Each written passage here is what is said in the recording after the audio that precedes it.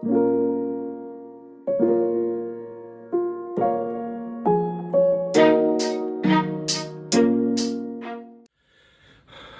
so we'll look at free radical reactions in a little bit more detail in this lecture. So just to review from the last lecture and add a little bit to that though. So last lecture we looked at if you take CH4 and do a free radical chlorination, so you could use light or heat for the reaction. Then we looked at last time how you can make chloromethane, but in reality free radical reactions are a little bit more complex than that, because when you do this reaction you can also make dichloromethane, trichloromethane, and carbon tetrachloride. And then of course hydrochloric acid is a side product in the reaction. So let's go through the mechanism again real quick and explain how you can make the dihalogenation, trihalogenation, and tetrachloromethane product. So if you remember how the reaction works, you have an initiation step where the chlorine-chlorine bond breaks to make two chlorine-free radicals. And once you have a chlorine-free radical, it can abstract a hydrogen atom from methane to make HCl, and then the methyl radical.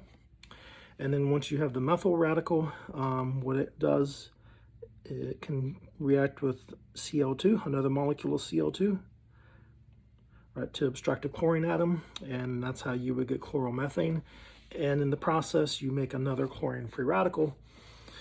And so what that chlorine-free radical can do is it could react with the chloromethane that was just formed, and so it could abstract a hydrogen atom from it,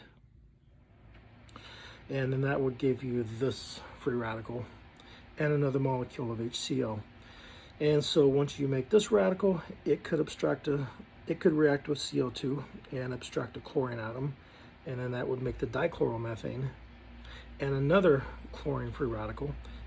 And then what that can do is it could abstract a hydrogen atom from the dichloromethane that was just formed. So pull off another hydrogen, make another alkyl-free radical, and then it can react with another CO2 molecule. And now you have trichloromethane. And of course, in that reaction, you produce another chlorine-free radical, right? Because one chlorine radical adds to the organic molecule and the other chlorine becomes a free radical. And so that chlorine radical that you just made could abstract a hydrogen atom from the trichloromethane that was just produced. And then you make the trichloromethyl free radical and another molecule of HCl. And that trichloromethyl free radical could react with another molecule of CO2. And then you would make carbon tetrachloride as the fourth possible product. So in reality then, free radical reactions are pretty messy. Every single hydrogen on carbon could potentially be abstracted, and you could potentially put a chlorine there, or we'll see you could put bromine there too if you use Br2 instead of Cl2. So if you wanted to maximize the yield of trichloromethane, and you wanted to minimize the yield of the overhalogenation, the dichloromethane, trichloromethane, and carbon tetrachloride, what could you do? Experimentally, well, one thing that you could try and certainly want to do is if you just use one equivalent of this and one equivalent of CO2, so you could play with the stoichiometry, because to make carbon tetrachloride, then you needed 4 CO2s, right? You need a CO2 right there, you needed a CO2 right there, you needed a CO2 right there, and you needed a CO2 right there.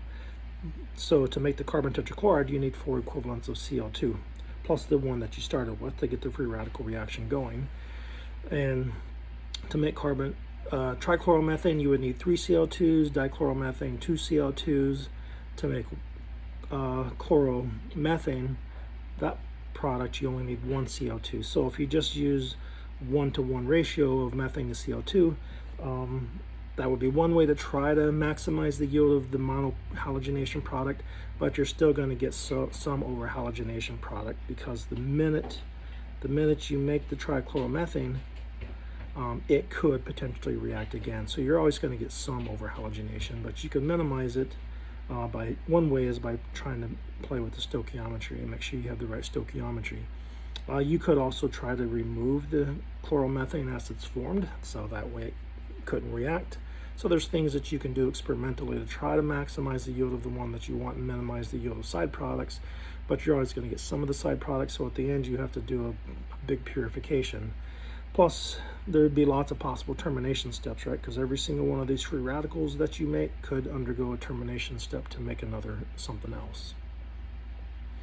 Okay, so the basic point is free radical reactions can be messy, and for our purposes, we will just examine monohalogenation.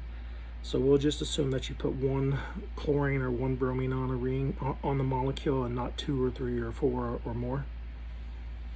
And so furthermore, we will not be using F2 because F2 is too dangerous. F2 is extremely reactive. So there are some chemists that work with F2, but most chemists prefer not to work with F2 because you need very specialized equipment to handle it, and because of how dangerous it is. And we will not be using I2 because I2's, for this particular reaction, because I2 is not reactive enough, we'll only use CO2 and Br2. So the mechanism of Br2 is identical to CO2, and we'll work an example later with Br2 instead. Okay, so selectivity in free radical reactions. So free radical reactions are a little bit more complex than what we've looked at so far.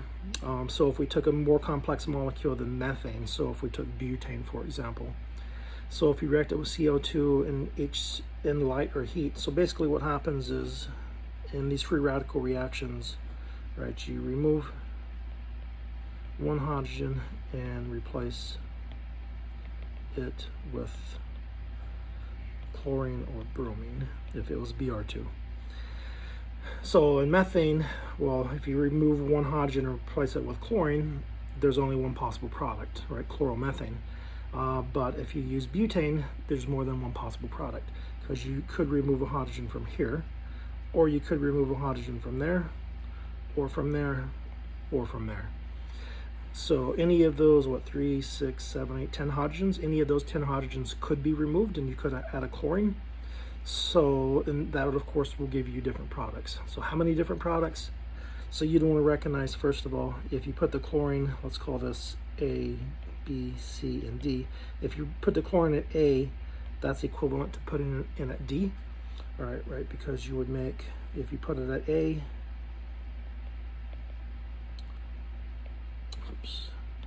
so then you'd make Cl. So take a hydrogen off, put a chlorine on. So Cl, CH2, CH2, CH2, CH3.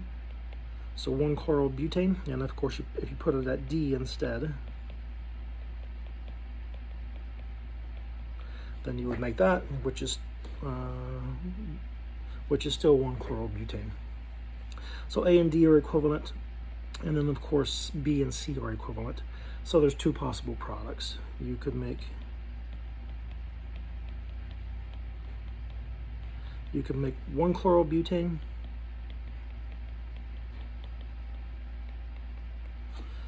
or let's remove a hydrogen from there and put a chlorine on that carbon, or you can make 2 chlorobutane. So 2 possible products. So do you make them in equal amounts, or is one of them formed preferentially over the other?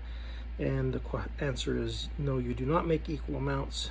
The major product, so this would be what's called the major product, or the major organic product, and then this would be the minor.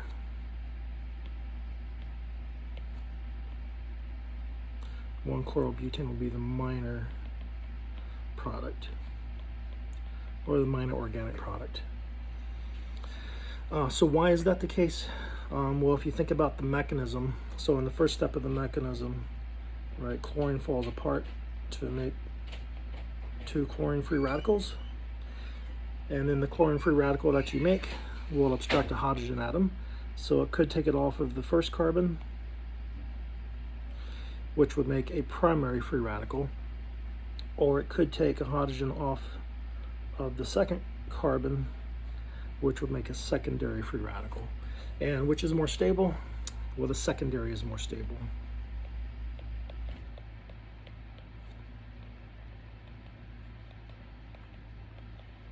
So it's more stable, so it's easier to form, or the energy pathway to make that is lower. And so that means this reaction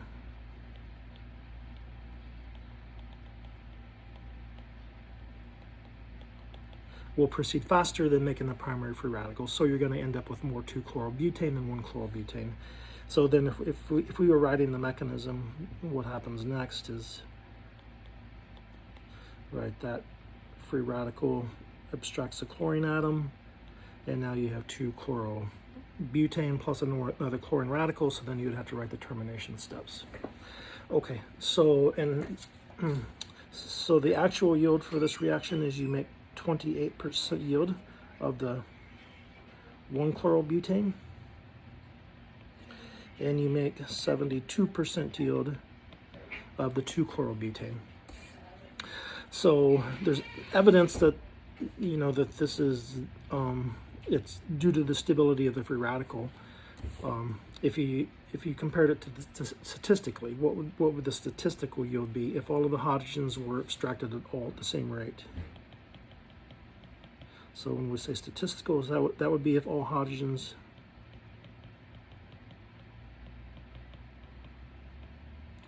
were abstracted at the same rate. So how do you figure out the statistical yield?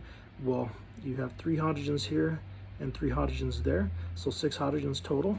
If you took any of those 6 hydrogens and put a chlorine on there, you would make 1-chlorobutane. Whereas for 2-chlorobutane, we have 2 hydrogens there and 2 there, so 4 hydrogens. So if you took any of those 4 hydrogens off and put a chlorine on, then you would make 2-chlorobutane. So it's a 6-to-4 ratio, or 60% yield to 40% yield would be the statistical yield. But in actuality, you get 28% yield of 1-chloro and 72% yield of 2-chlorobutane. So the point being, this reaction is not based on statistics. It's based on stabilities of the free radical intermediate. The one that's more stable to form is the one that's going to form the faster, and therefore that reaction pathway is going to be the fastest. Okay, so that's another example. If we took 2-methylpropane and we did a free radical chlorination, so how many possible products are there? So you want to recognize you could put the chlorine on that carbon, that one, or that one, and all 3 of those are equivalent. So it doesn't matter where you put the chlorine, that would be the same molecule.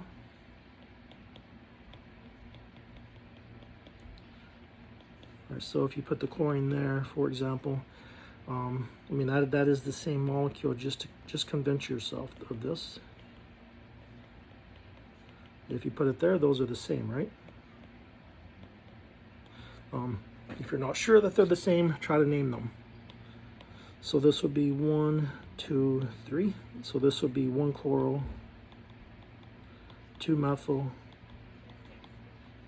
propane, and 1, 2, 3.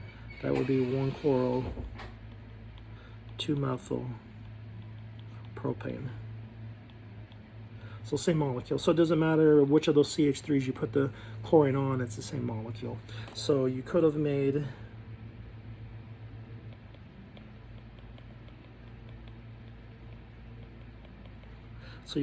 that. And how many chances are there of making that? There's 9 chances of making that because there's 9 hydrogens there. Or we could have put the chlorine on that carbon. We could have took that hydrogen off and put the chlorine there. So you could have made, and there's only 1 hydrogen that you can take off to put a chlorine on there, so there's only 1 chance of making that. So statistically, the yield would be 90% of the 1-chloro 2-methylpropane, and only 10% this molecule is 2-chloro 2-methylpropane.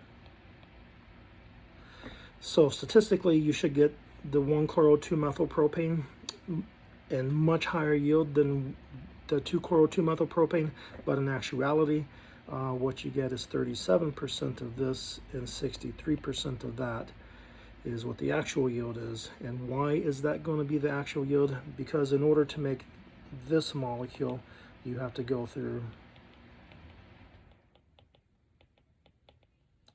that free radical intermediate, which is tertiary, right?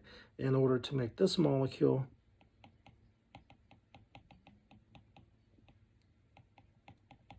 you would have to go through that free radical intermediate, which is primary, and tertiary is a lot more stable than primary, so the tertiary free radical is easier to form. So the energy barrier to form a tertiary free radical is a lot lower, so that's going to be a lot faster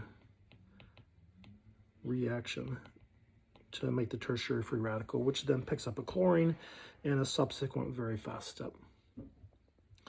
Okay, and so lastly, with regarding selectivity, so if you did these reactions with bromine instead of chlorine, the yield of 2-bromobutane would be even better than the yield of 2-bromobutane would be even better than the yield of 2-chlorobutane. And this would be significantly more of the 2-bromo-2-methylpropane than the 2-chloro-2-methylpropane. And that is because bromine is more selective than chlorine. So if we compare these, for example, so this is a primary carbon, that's a secondary carbon, and that's a tertiary carbon. And so if we assign a relative rates,